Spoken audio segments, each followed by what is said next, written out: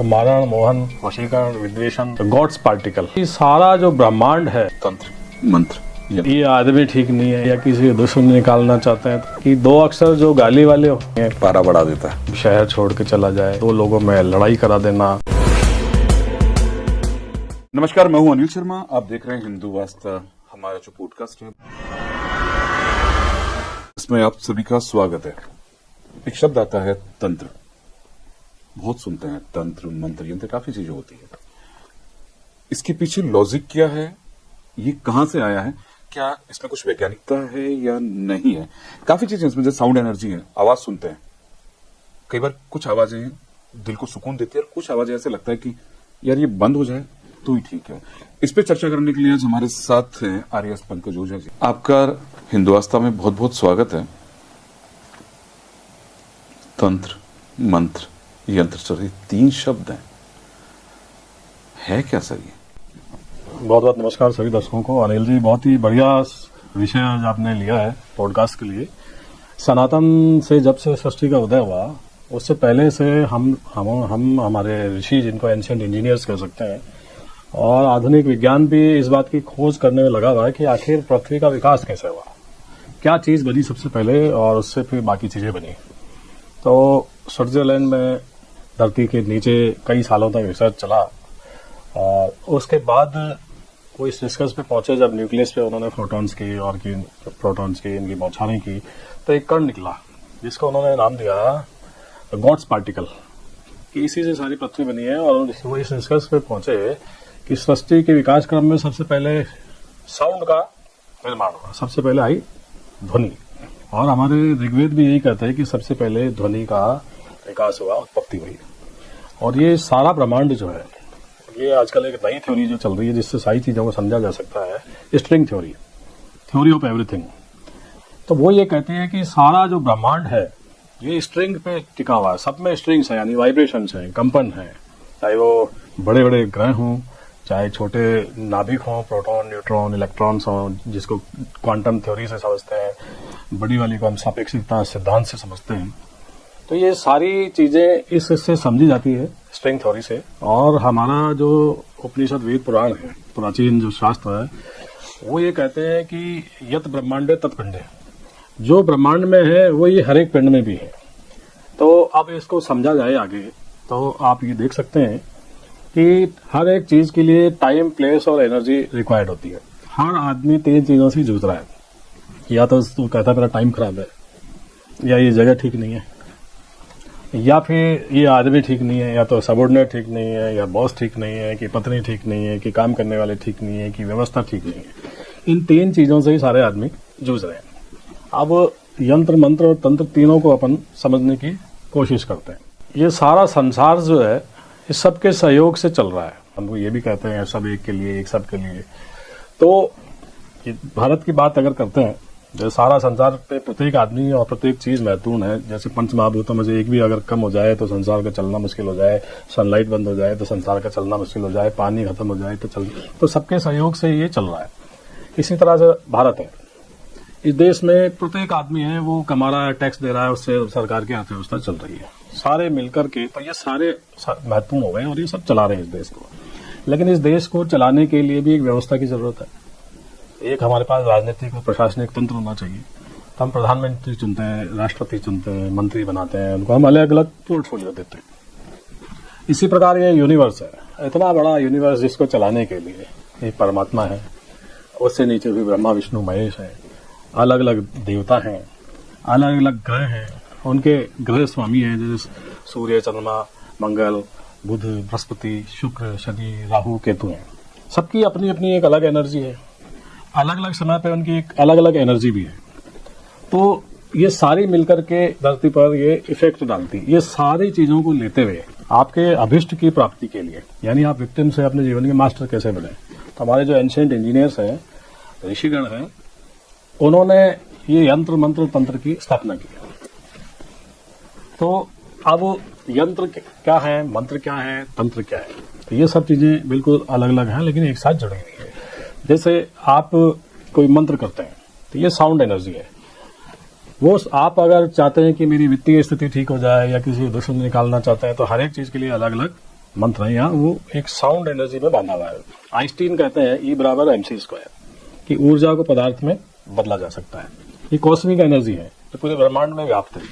तो आप अपनी इच्छित मनोकामना की पूर्ति के लिए उससे संबंधित साउंड एनर्जी में गुथे हुए मंत्रों को लेते हैं और फिर जब वो मंत्र आप जप करते हैं तो उससे एक फ्रीक्वेंसी निकलती है। फिर वो आपकी जो अभीष्ट है, मान लीजिए हनुमान जी का है या कोई और है, इंद्र का है, जिसका भी आपने लिया, उससे वो कनेक्ट होती है वो फ्रीक्वेंसी, तो एक रेजोनेंस पैदा होता है। फिर आपको अपनी चीजें प्राप्त होती है और इसको आप फिर चमत्कार करते हैं। तो इस तरह से ये मंत्र काम करते हैं। इससे आपके गामा वेव, थीटा वेव ये बढ़ती हैं। इसके अलावा आपकी चारों तरफ का इलेक्ट्रोमैग्नेटिक फील्ड बदल जाता है। लेकिन इस सब को करने के लिए भी बहुत सारी चीजों की जरूरत होती है। जैसे अलग अलग ग्रहों की अलग अलग टाइमिंग है, उनकी अलग अलग एनर्जी है, किसी की हानिकारक है, किसी की अच्छी है। तो इसके लिए फिर आप पंचांग देखना होता है। कई लोग कहते हैं ना कि नहीं ये काम कर लो, तो फिर पंडित जी के पास जाते हैं कि अच्छा मुहूर्त बताओ पंडित जी। तो प्रैक्टिकल है। तो ये टाइम बहुत महत्वपूर्ण है क्योंकि उस पर्टिकुलर टाइम पे जो योग बन रहे हैं, जो नक्षत्र हैं, जो आप होरा ले रहे हैं, जो चौघड़िया ले रहे हैं, जो ग्रहों, जो कुंडली का लग्न चल रहा है, उसके अनुसार ही फल होंगे। अगर तो किसी मंत्र को सिद्ध करने के लिए आपको उस समय की प्रतीक्षा करनी होगी कि उस समय की प्रतीक्षा की जाए, वो समय आए जब आप जो करना चाह रहे हैं उसके लिए वो उपयुक्त हो, फिर वो सिद्ध होगा जिससे आप चाहते हैं कृपा प्राप्त करना। तो वो फिर आपको अब इस चीजें उससे मिलेंगी। तो इसके लिए टाइम, आपका प्लेस बहुत कहाँ पे आप करना चाहते हैं। तभी तो हम कहते हैं कि तीर्थ स्थानों पे हम जाते हैं या सिद्ध स्थानों पे जाते हैं। वहां अगर आप करते हैं तो वहां की एनर्जी अलग होती है, तो आपके मंत्र फटाफट सिद्ध हो जाते हैं। और किसी सिद्ध पुरुष का ही दिया हुआ हो तो जो काम 1 साल में होने वाला है वो हो सकता है कि 7 दिन में हो जाए। तो ये टाइम, प्लेस, एनर्जी और सही मुहूर्त, सही टाइम, सही मंत्र, सही अभिष्ट और आपकी सही भावना, ये सब मिलकर के काम करते हैं। साउंड एनर्जी, जब कहते हैं ना साउंड एनर्जी वातावरण में किस तरह का प्रभाव डालती है सर, कैसे डालती है? साउंड का आप ये ले लीजिए उदाहरण कि अगर आपने किसी को गाली दी तो ऐसी स्थिति आ सकती है कि वो आपको मारे, पीटे, मर्डर कर दे या और भी न जाने क्या क्या करे। तो एक विशेष तरह की आपने जो अक्षर यूज किए तो वो उस साउंड से जो प्रभाव पैदा हुआ उसने सामने वाले व्यक्ति को विक्षिप्त कर दिया, मानसिक रूप से पागल तक कर दिया और एक वो घटना घटी जो आप नहीं चाहते थे। हाँ, वो था जैसे कोई अच्छा सा गाना सुने, सब एकदम सुकून सा होता है कि आदमी बैठ के परेशान भी हो, कोई अच्छी सा म्यूजिक आ जाए तो आदमी सुन ले, या घर पे आए तो अब जिसको चाहता है वो आदमी सामने आकर के उसके हक करे, यहाँ बेटा आ जाए, बेटी आ जाए, तो सर वो जो आवाज होती है वो तो मतलब दिल को छूती है। तो यही चीजें होती है सर, यही साउंड है। और किसी को आपने प्रणाम किया और बड़े मन से उसने आशीर्वाद दिया तो हो सकता है आपका उसका आशीर्वाद फल जाए क्योंकि सही मोड़ सही समय चल रहा है। आपने जिस मन से, क्योंकि मन का बड़ा महत्व है हमारी संस्कृति में, अगर आप मन से काम करते हैं या मन से कोई बात करते हैं और आप वाक सिद्ध हो गए हैं तो वो आशीर्वाद, वो जो साउंड एनर्जी आपको मिली उसने आपके आसपास के वातावरण को पूरा चेंज करके आपके जीवन में को फ्लॉरिश कर दिया, बहुत अच्छा कर दिया। तो इस प्रकार से साउंड क्या महत्व रखती है अपन इस उदाहरण से ही समझ सकते हैं कि 2 अक्षर जो गाली वाले हों तो सामने वाले पे क्या प्रभाव डालेंगे, पारा बढ़ा देता है, पारा बढ़ जाएगा। एक उसको आप कहेंगे आप कितने सुंदर लग रहे हैं, आप कितने अच्छे हैं, ये भी साउंड ही है, लेकिन उसने उसको भी खुश कर दिया है और वातावरण बड़ा ही अच्छा हो गया है। तंत्र की बात चल रही थी सर, तंत्र सर कितने प्रकार के होते हैं? तंत्र आप इसको अपने, जैसे अभी मैंने पहले बोला कि भारत को चलाने के लिए हमने व्यवस्था बनाई, तो तंत्र भी इसी तरह से है। जैसे राजनीतिक तंत्र, पुलिस तंत्र, प्रशासनिक तंत्र, तो साधारण रूप से मंत्र होते हैं जो वैदिक मंत्र है, जैसे गायत्री मंत्र है, दूसरे मंत्र हैं, नमः शिवाय का मंत्र है, ये सात्विक और शांति कर्म के लिए हैं। लेकिन जब हम किसी विशेष उपलब्धि के लिए करते हैं या हम चाहते हैं कि हमें तीव्र परिणाम प्राप्त हो, तब फिर तंत्र की बात आती है कि विशेष मुहूर्त, विशेष स्थान, विशेष आसन, विशेष रंग की माला और विशेष देवता आपकी विशिष्ट आपकी मनोकामना पूर्ति के लिए।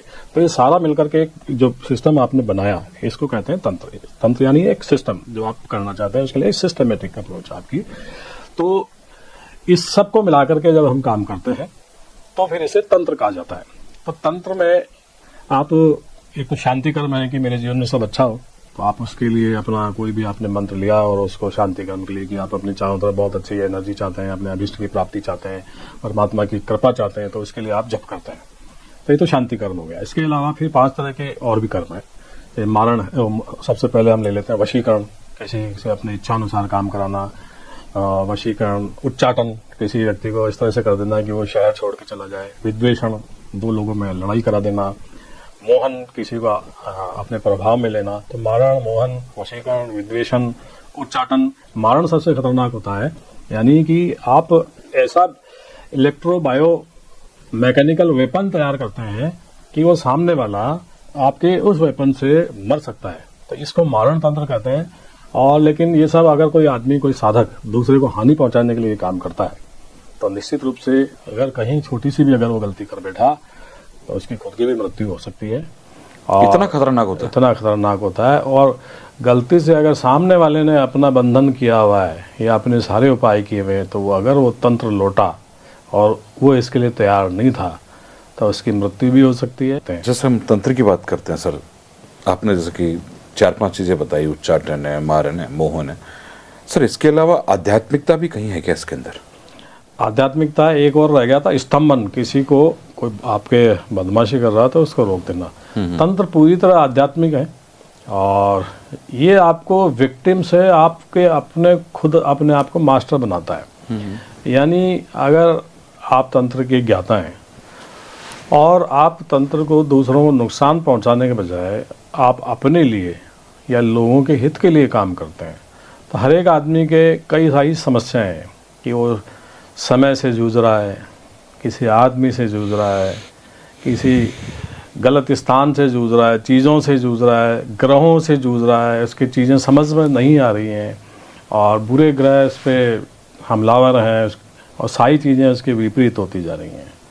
तो तंत्र के द्वारा स्वयं का भी और दूसरों का भी कल्याण किया जा सकता है। जैसे मान लीजिए बुध ग्रह की दशा चल रही है, बुध का लगातार विपरीत परिणाम मिल रहे हैं और आप उससे हरा चारा का तुला दान करवाते हैं या दूसरे कराते हैं। बृहस्पति की दशा चल रही है, तंत्र से संबंधित, उस ग्रह से संबंधित चीज़ों का दान करवाते हैं या उससे संबंधित जो मंत्र है उसका वो जाप करता है या करवाता है संकल्प करवा के, तो उसके जीवन में हालांकि थोड़ा बहुत प्रभाव तो उसे झेलना होता है, लेकिन काफ़ी विपत्तियां उसके कम हो जाती है और उस समय को वो अच्छे से निकाल सकता है। तो तंत्र के द्वारा इसके अलावा लोगों के जैसे नज़र लग जाती है, यदि आप कोई ऐसा मंत्र जानते हैं तो उसके द्वारा उसकी अगर आप नज़र हटा देंगे तो उसके ढेर सारी समस्याएं, जो वो बीमार हो रहा है या उसके डिप्रेशन हो गया है, अवसाद हो गया है या एनर्जी फील नहीं कर रहा है, तो आप उसकी चीज़ों को हटा सकते हैं। हमारे जो सारे 7 चक्र होते हैं, 7 चक्र में से बहुत कम लोग होते हैं जिनके 7 चक्र एक्टिवेट हों, सहस्त्रार से लेके मूलाधार तक। तो आप इसके रेकी, तंत्र और इन सब के ज्ञाता हैं, तो आप अब तो इंस्ट्रूमेंट भी आ गए हैं, आप पता कर सकते हैं कि इसकी क्या चीज़ है, कि ये कितने चक्र इसके एक्टिवेट हैं, उनको एक्टिवेट किया जा सकता है। वो फुली एनर्जाइज महसूस करेगा और पूरी ऊर्जा के साथ काम करेगा। इसके अलावा आप स्वयं अपने कल्याण के लिए काम कर सकते हैं, अपना चारों ओर बंधन कर सकते हैं। कई बार ऐसी जगहों से हम गुजरते हैं जहाँ टोने टोटके हो सकते हैं या ऐसी प्रेतात्माएँ घूमती रहती हैं, तो आप उनकी चपेट में नहीं आएंगे। आपका वर्क प्लेस सुरक्षित रहेगा, आपका घर सुरक्षित रहेगा और आप अच्छे से अपने जीवन को कर पाएंगे। सर जब बात करते हैं कामाख्या मंदिर की बात आती है, सर कोई भी तंत्र की बात आती है तो कामाख्या मंदिर प्रसिद्ध है कि वहां पर तांत्रिक विद्या होती है। आसाम की बात आती है तो क्या आसाम का जादू है? सर कामाख्या मंदिर और तंत्र का क्या रिलेशन है सर? कामाख्या तंत्र का केंद्र है और धरती का भी इस तंत्र का केंद्र है। ये कोल साधना का केंद्र है और यहाँ जो सबसे अधिक ऊर्जा है और जो अधिकतर तांत्रिक इसीलिए वहाँ कामाख्या पहुँचते हैं। और जो काम सालों में हो सकता है उस जगह में इतनी अधिक ऊर्जा है माँ की कि उस माँ की कृपा से उनके तंत्र, मंत्र और यंत्र बहुत जल्दी से सिद्ध हो जाते हैं और वो अपने अभीष्ट की प्राप्ति कर लेते हैं। इसलिए कामाख्या का बड़ा जबरदस्त स्थान है तंत्र के अंदर। सर ब्लैक मैजिक, तंत्र के अंदर नकारात्मक जो चीज़ है, ब्लैक मैजिक क्या है सर?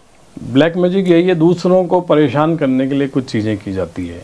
किसी पे प्रेत छोड़ दिया है उसको परेशान करने के लिए, भूत प्रेत लगा दिए गए हैं, जिन्न भेज दिया गया है या उसको नज़र लगा दी गई है, मूठ चला दी गई है, उसको मारण प्रयोग कर दिए गए हैं।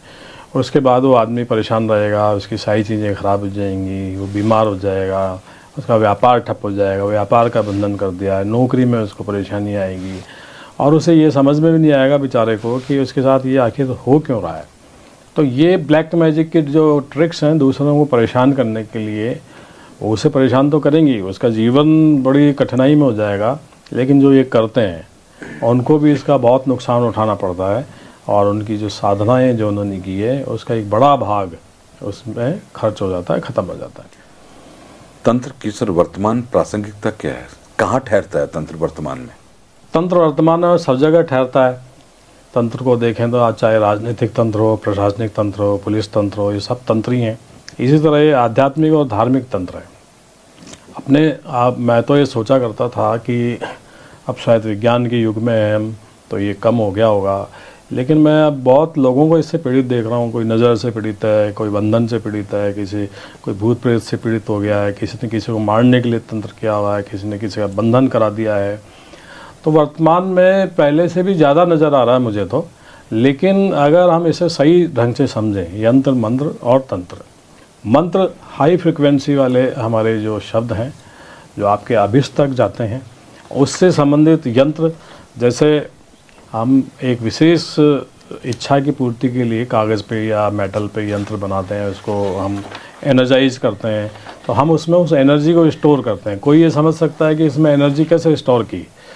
तो आजकल गूगल पे जब हम स्टोरेज लेते हैं, क्लाउड स्टोरेज, वहाँ पे हम हमारी चीज़ों को स्टोर कर सकते हैं।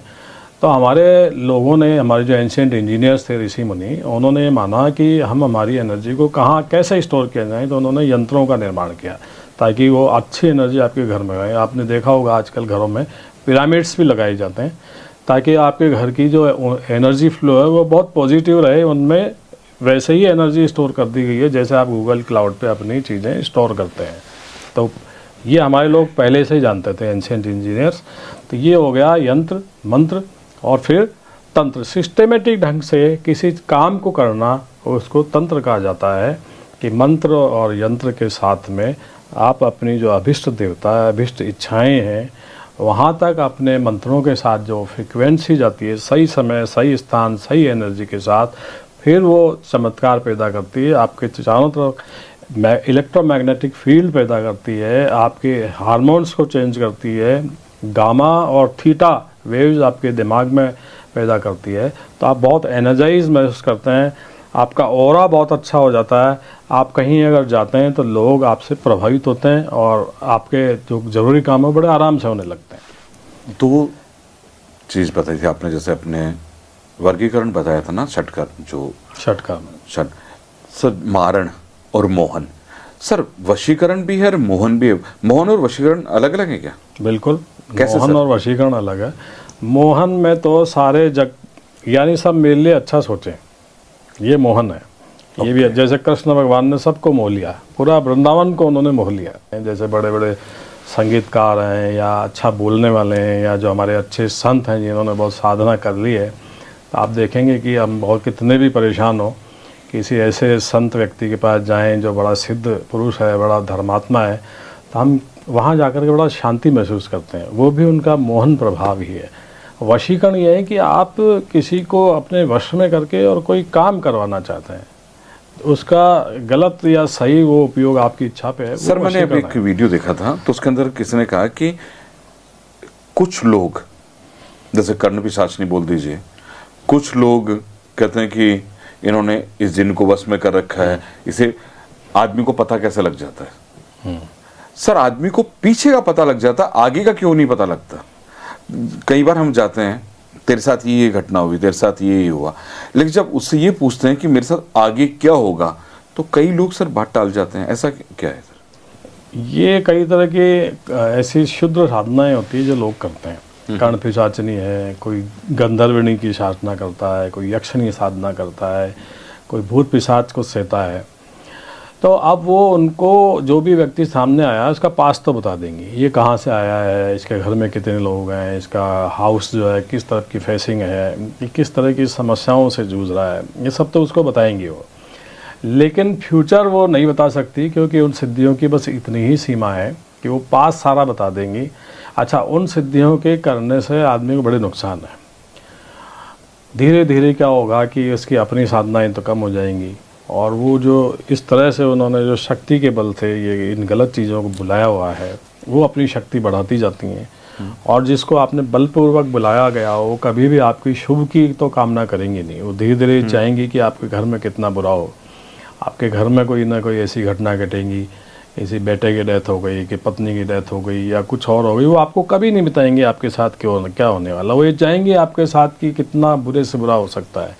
और बाद में ये होता है कि जो ऐसी साधनाएं करने वाले लोग हैं वो बड़े परेशान होते हैं, उनके अनेक रोग हो जाते हैं, डायबिटीज़ और किडनी फेल होना, हाई बीपी और शुगर और न जाने कैसी कैसी चीज़ों से वो जूझते हैं और इसी प्रकार रोगों से जूझते हुए यानी अंत खराब होता है। हाँ, अंत खराब होता है फिर उनका। बस पास तो बता करके धन संग्रह जरूर कर सकते हो, प्रभावित कर सकते हैं। सर, शाबर मंत्र होते हैं और सात्विक मंत्रों में फर्क क्या है सर? साबर और सात्विक मंत्रों में जैसे गायत्री का मंत्र ओम भूर्भुवः स्वः तत्सवितुर्वरेण्यम, ये हमारे ऋग्वेद, उपनिषद, इन सब पुराण, कई सारे पुराणों में जो मंत्र आए हैं, जो शांति कर्म के लिए या पुष्टि कर्म के लिए मंत्र हैं, जो भक्ति के लिए मान सकते हैं या अपने कल्याण के लिए मान सकते हैं, वो साधारण मंत्र हैं जो जपने से आपको शांति भी प्राप्त होगी और आपका ऑरा भी बढ़ता जाएगा। परंतु शाबर मंत्र ये बड़े तीव्र होते हैं, किसी देवता विशेष से होते हैं, इसमें बिल्कुल अलग फ्रिक्वेंसी इसमें जोड़ी जाती है कि वो देवता, जैसे मान लीजिए कि हनुमान जी है, तो शाबर मंत्र जो होगा उसमें हनुमान जी की आन या रामचंद्र जी की आन या अंजना माता की दुहाई, यानी उसमें कसम दी जाती है, फोर्स किया जाता है, कमांड दी जाती है कि आपको ये करना होगा। और ये जागृत हैं, बहुत शीघ्र काम करते हैं। किसी अच्छे गुरु ने आपको दिया है तो आपकी याद करते ही काम करने लगते हैं और इनकी एनर्जी और इनकी जो फ्रिक्वेंसी बहुत ज़्यादा तेज़ है। उस अभिष्ट से जाकर के जैसे ही इसकी फ्रिक्वेंसी मैच होगी, वैसे ही है जैसे आप कैसे रेडियो को आप ट्यून करते हैं, वो स्टेशन ट्यून हुआ और आपने जो चाहा होगा गाना या ड्रामा जो भी है बजने लगता है। तो शाबर मंत्र ऐसे ही है, इससे निकलने वाली फ्रिक्वेंसी अभिष्ट से जैसे ही मिलेगी तुरंत वो ट्यून हो जाएगी और आपके काम इच्छित फटाफट होंगे। तो ये बड़े तेज होते हैं, जल्दी प्रभाव देते हैं और इनके द्वारा हमारे पुराने जो बुजुर्ग थे ढेर सारी बीमारियों का इलाज करते थे।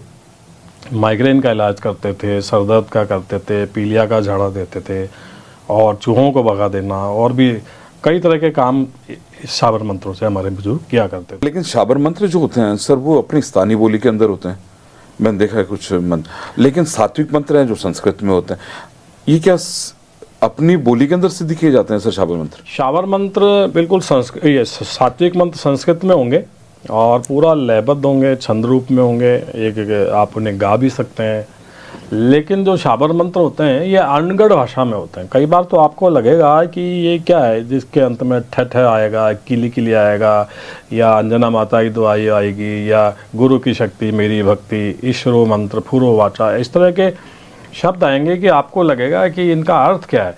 उनके कोई अर्थ नहीं होते हैं, लेकिन उसमें ऊर्जाओं को, एनर्जी को, तरंगों की फ्रिक्वेंसी को इस तरह से बांधा गया है कि वो बहुत तेज़ गति से जा कर के अपने अभिष्ट से कनेक्ट होते हैं और फ्रिक्वेंसी के साथ में रेजोनेंस पैदा होती है और आपकी जो इच्छित मनोकामनाएं वो जल्दी पूरा करते हैं। सर, तंत्र साधना के पीछे क्या कोई जैविक या मनोवैज्ञानिक प्रभाव भी होते हैं क्या? तंत्र साधना के पीछे बहुत सारे प्रभाव होंगे। आप जब चेतन अवस्था में बैठ कर के सही समय पे और सही वस्त्रों, अब हर चीज़ का अपना महत्व है, रंगों का अपना महत्व है। लाल रंग से एक अलग तरह के हार्मोन्स पैदा होते हैं, पीले रंग से अलग हार्मोन्स पैदा होते हैं, सफ़ेद से अलग तरह के हार्मोन्स हमारे पैदा होंगे, अलग तरह की एनर्जी पैदा होगी। अलग अलग प्लेनेट के अलग अलग रंग, उनके अलग अलग फ्रिक्वेंसी, अलग अलग वेव्स हैं। तो तंत्र मंत्र से, यंत्र से हमारे न सिर्फ हमें आध्यात्मिक उन्नति होती है, शारीरिक उन्नति होती है, हमारे शरीर में हमारा ऑरा क्लीन होता है, हमारे चक्रास क्लीन हो जाते हैं, हमारी नाड़ियाँ क्लीन हो जाती है और हमारे अनेक रोगों को हम इनके द्वारा हटा सकते हैं, हट जाते हैं, क्योंकि आपका मेटाबॉलिक रेट अच्छा हो जाता है, अच्छे वाले हार्मोन्स आपके सिक्रीट हुए तो वो कई सारे रोगों को हटाते हैं। तो भौतिक उन्नति भी होती है। आत्मिक उन्नति ऐसी होती है कि आपको ये सब करते हैं तो आपको एक मानसिक शांति का अनुभव होता है, तो ये अलग आपकी होती है। इसके अलावा जब आप अपने अभिष्ट की प्राप्ति के लिए करते हैं तो जो आर्थिक उन्नति है वो भी आपको प्राप्ति होती है, आपके राह के अनेक रुकावटें कम होती हैं और आप वो चीज़ें बड़े आसानी से प्राप्त कर पाते हैं। जो आपको शायद याद होगा कि महाभारत के युद्ध के पहले भगवान कृष्ण ने अर्जुन को कहा था और 1 साल तक अर्जुन ने तपस्या की थी महाभारत युद्ध को लड़ने के पहले और अपने आप को तैयार किया था कि इतना बड़ा मैं युद्ध लड़ने जा रहा हूँ। ऐसे ही जब राम जी रावण से लड़ने गए थे, उससे पहले उन्होंने रामेश्वरम में भगवान शिव की स्थापना की और अपने आप को तैयार किया अपने आराध्य की स्तुति करके। तो ये चीज़ें हमें सामर्थ्य देती है, शक्ति देती है, हमें जीवन की कठिनाइयों से लड़ने के लिए तैयार करती हैं। मुझे लगता है कि तंत्र को लेकर के सारी बातें आप लोगों को समझ में आ गई होगी। तंत्र अच्छा भी है, तंत्र बुरा भी है, प्रशासनिक तंत्र कह दीजिए चाहे राजनीतिक तंत्र कह दीजिए, लेकिन इन तंत्रों को लेकर के पंकज जी ने पूरी चर्चा मेरे ख्याल में पूरी तो हुई है। क्यों सर? काफी हमने मोटा मोटा तो हाँ। क्योंकि अगर वैसे अगर बात करें तो कई एपिसोड अंतहीन है सर। तंत्र से लोग, मैं आपको छोटा सा है, मेरा एक मित्र है, उसके यहाँ उसने मुझे फोटो भेजे थे सर कि यार मेरे यहाँ पुतला डाल दिया। मैं जब बाहर निकलता हूं तो कोई सिंदूर डाल देते हैं सर, कोई कपड़ा कटा हुआ मिलता है सर, जब निकलता हूं तो लाल सिंदूर से सर कार हुई होती है, कभी कोई गिलास रख दिया जाता है उसके अंदर अक्षत रखे रहते हैं, लाल कपड़ा रखा रहता है, नींबू। सर ये क्या सच में इन चीजों से तंत्र होता है? इसके 2 तरह के प्रभाव हैं। या तो वास्तविक तौर पे कि कोई तंत्रज्ञ है जो इसका जानकार है, उसके पास में वो कोई गया होगा आपका दुश्मन जो आपके प्रति अच्छी भावना ही नहीं रखता है, तो आपको परेशान करने के लिए वो ये सारी चीज़ें करवाता है और ये उनसे अभिमंत्रित करवा करके ये चीज़ें आपके यहाँ डालता है ताकि आप उन वस्तुओं के संपर्क में आएँ और आप उससे प्रभावित हो जाएं। और इसका दूसरा मनोवैज्ञानिक प्रभाव है कि ये चीज़ें जब डाली जाती है तो हमारी ब्रॉटअप ऐसी है कि हम उसको देख करके डरते हैं और हम जो सही करने जाते हैं वो भी हम कर नहीं पाते हैं क्योंकि हमारे अंदर एक भय पैदा कर देती हैं। तो ये दोनों प्रकार से ये प्रभाव डालता है। लेकिन अगर उसने जिसने भी डाली हैं और अभिमंत्रित करा करके और किसी एक्सपर्ट पर्सन से ये सब कराया है तो उसके संपर्क पे आने पर नुकसान भी होते हैं और आपको कई समस्याओं से भी जूझना पड़ सकता है। नहीं, मान लीजिए कि मुझे पुतला मिला सर, मैंने उसे उठाया, पड़ोस में पीपल का पेड़ है सर, मैंने वहां जाके जला दिया, क्या उसका प्रभाव भी मेरे पे पड़ सकता है? ये डिपेंड करता है कि आपकी अपनी जो इंटरनल एनर्जी कितनी है। यदि आपकी इंटरनल एनर्जी बहुत कम है तो आपके विपरीत प्रभाव हो सकते हैं, लेकिन आपकी अपने आराध्य के प्रति साधना अच्छी है, आपने एक अच्छी एनर्जी अपने आप में उत्पन्न कर ली है, आप अच्छे साधक हैं, तो आप पर उसका प्रभाव या तो कम होगा या हो सकता है कि ना हो। ये वैसे ही है जैसे कई लोग ऐसे जिनकी अपनी इंटरनल एनर्जी नहीं होती या उनकी अपनी साधना नहीं है या इष्ट के प्रति उनका अपनी दृढ़ता नहीं है, तो उनको जरा सा भी कोई बात कह दो नेगेटिव या उनके बारे में सोची जाए तो उनकी नज़र लग जाती है। लेकिन कई लोग इतने स्ट्रांग भी होते हैं, अपनी ऑरा उनकी इतनी स्ट्रांग आती है कि बड़े से बड़ा तंत्र भी उन पर निष्फल हो जाता है। अच्छा सर, तंत्र की बात हुई सर, तंत्र केवल डराता ही है? तंत्र डराने का विज्ञान नहीं है, ये ब्रह्मांड की शक्तियों के साथ हमको खुद को अलाइन करने का और हमारे जीवन को बेहतर करने के लिए हमारे ऋषि मुनियों ने इसको डिकोड कर लिया था और ये वो प्रोसेस है जो सफल होता है।